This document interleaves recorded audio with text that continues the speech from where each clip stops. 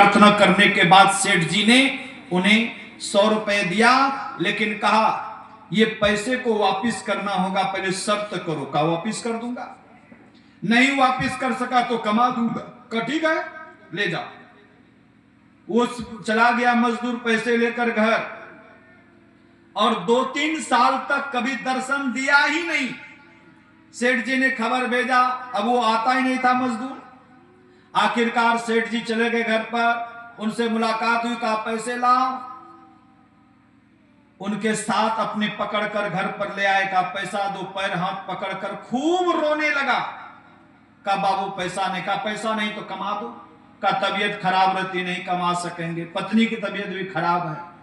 Jar बेजार होकर रोने लगा। सेठ जी माफ कर दीजिए, आपके पास तो करोड़ों की पूंजी है, अब उनमें से 100 रुपया चला गया तो क्या जाएगा, समुद्र से एक बूंद पानी के बराबर है, माफ कर दीजिए। सेठ जी ने कहा तुम्हारे बाप की कमाई है।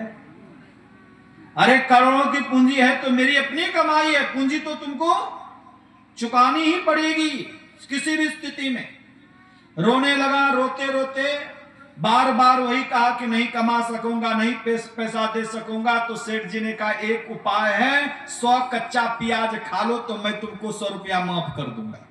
भला कच्चा प्याज खाया जाएगा 100?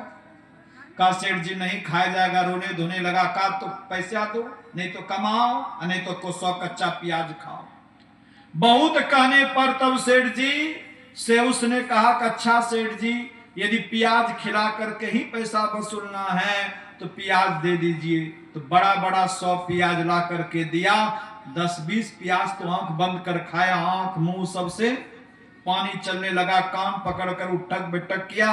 का सेठ जी माफ कर दीजिए, न पैसा दे सकेंगे न प्याज खा सकेंगे। का नहीं तो कमा दो। सेठ जी ने कहा छोड़ूंगा नहीं तो पैसे लाओ, सीधी शब्दों में, नहीं तो प्याज खाओ, पूरा करो। आखिरकार रोने धोने लगा। तब सेठ जी ने कहा एक उपाय और है, यदि 100 कच्चा प्याज नहीं खा सकते तो 100 मिर्ची खा लो, तुमको छोड़ देंगे। फिर वही गीत गाया, बहुत रोया धोया। तो सेठ जी माफ कर दीजिए, मिर्ची नहीं खा पाऊंगा। का प्याज खा लो, नहीं तो कमा दो, नहीं तो 100 रुपए दो। किसी में तैयार नहीं हुआ। तब आखिरकार मजदूर ने कहा ठीक है 100 मिर्ची ही दे दीजिए। छोटा वाला तीखा मिर्च होता है ना, 100 ला करके दिया। 10-20 तो खाया, हालत खराब हो गई। रोने धोने लगा, पैर पकड़कर चारा की तरह लौटने लगा। सेठ जी क्षमा कर दीजिए, मिर्ची नहीं खा पाएंगे। का 100 प्याज पूरा कर दो। यदि वो नहीं खा सकते तो कमा दो, नहीं तो पैसे दो। किसी भी तरह तैयार नहीं हुआ। तब सेठ जी ने कहा एक उपाय और है, पीठ पर 100 जूतों का मार खा लो, तुमको मैं माफ कर दूंगा। आखिरकार रोते धोते हुए कहा कि यदि मार कर कहीं पैसा वसूलना है तो मार लीजिए।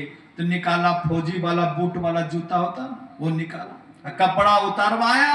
10-20 जूता जब दिया, चमड़ा उजरने लगा। कहा बाबू ठहर जाइए, पैसे ले लीजिए। तुरंत कमर से निकाला, पैसा दे दिया। समझ में आ रही बात?